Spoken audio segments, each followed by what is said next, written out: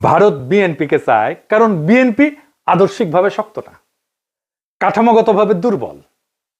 যেই দল 15 বছর টিকে ছিল নির্বাসনে, মামলা হামলা গ্রেপ্তার গুনখুনে, আন্তর্জাতিক সহানুভূতিতে, আমাদের মতো ইন্ডিভিজুয়াল অ্যাক্টিভিস্টদের মরাল সাপোর্টে এবং অ্যাক্টিভিটিতে, সে দল জানে ক্ষমতায় ফেরার জন্য কোথায় নতি স্বীকার করতে হবে। সে তারেক রহমান জানে তার বাবাকে হত্যা করছে ভারত, সে জানে তার মাকে ক্ষমতাচ্যুত করছে ভারত, সে জানে তার নির্যাতনও করছে ভারত, মাজা ভেঙে দিছে ভারত, তার মাকে জেলে দিছে, ইন্ডিয়া তিলে তিলে তাকে মৃত্যুর দিকে ঠেলে দিছে। আর এটাও সে জানে সে না পারছে এটা ঠেকাইতে, না পারছে নিজেকে রক্ষা করতে। তাই এই কম্প্রোমাইজ তার শক্তি না, এটাই তার দর কষাকষির পুঁজি। দিল্লির চোখে বিএনপি মানে এমন একটা দল যাকে ম্যানেজ করা যায়, নেগোশিয়েট করা যায় যার সাথে, এবং প্রয়োজনে তাকে বদলায় ফেলা যায়।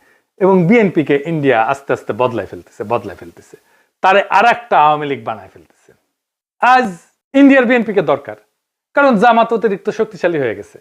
কাল আওয়ামী লীগ ফিরে আসলে বিএনপি অপ্রয়োজনীয় হয়ে যাবে, কারণ ইন্ডিয়ার কাছে বাংলাদেশে কেউই অপরিহার্য না, এখানে সবাই রিপ্লেসেবল। আওয়ামী লীগ চলে গেছে, এখন ধরেছে বিএনপিকে, বিএনপি চলে যাবে আর একজনকে ধরবে।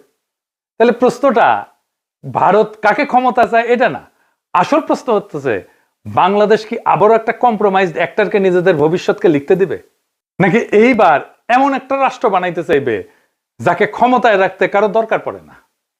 ইন্ডিয়ার দরকার পড়ে না, আমেরিকার দরকার পড়ে না, চীনেরও দরকার পড়ে না, যে নিজের শক্তিতে, জনতার শক্তিতে ক্ষমতায় থাকতে পারে। যতদিন এই প্রশ্নের উত্তর না আসবে বাংলাদেশের সরকার বদলাবে কিন্তু রাষ্ট্র বদলাবে না, রাষ্ট্র একই রকম থাকবে। সেজন্যই দেখছেন না সংস্কার করতে চায় না বিএনপি, কারণ কম্প্রোমাইজড অ্যাক্টর দিয়ে কখনোই একটা সার্বভৌম রাষ্ট্র তৈরি হয় না, করা যায় না। ভারত কাকে চায় এটা গুরুত্বপূর্ণ না, প্রশ্ন হইতেছে ভারত যাকে চায় না সে কি টিকে থাকতে পারে কিনা। আমাদের এমন রাষ্ট্র করতে হবে, আমাদের এমন নেতা বাইছে নিতে হবে ইন্ডিয়া যাকে চায় না কিন্তু সে টিকে থাকতে পারে। ইতিহাস একটাই জিনিস দেখাইছে, দিল্লি যাকে ম্যানেজ করতে পারে সে সরকার দেশ চালায় না, সে শুধু সময় পার করে, সে শুধু সম্পদ পাচার করে, সে জনগণকে কেয়ারও করে না, জনগণের ভোটেরও দরকার পড়ে না। আজ দিল্লি যদি বিএনপির দিকে তাকায় তাহলে সেটা ভালোবাসা না, সেটা দিল্লির প্রয়োজনই। কাল প্রয়োজন বদলাইলে ইন্ডিয়ান ন্যারেটিভ বদলাবে, ইন্ডিয়ার পার্টনার বদলাবে, ইন্ডিয়ার ভালোবাসাও বদলাবে, মানুষ বদলাবে না। তাই আজকে সিদ্ধান্ত বিএনপির না, আওয়ামী লীগের না, ইন্ডিয়ার না, আজকে সিদ্ধান্ত বাংলাদেশের। আপনি কি এমন একটা রাষ্ট্র চান যে এইখানে সরকার ঢাকায় কিন্তু সেই সরকারের সার্ভাইভাল দিল্লিতে, নাকি এমন একটা রাষ্ট্র চান যাতে টিকায় রাখতে কারো প্রয়োজন পড়ে না সাহায্যের? এই প্রশ্নের উত্তর না পাওয়া পর্যন্ত বাংলাদেশে কোনো পরিবর্তন হবে না।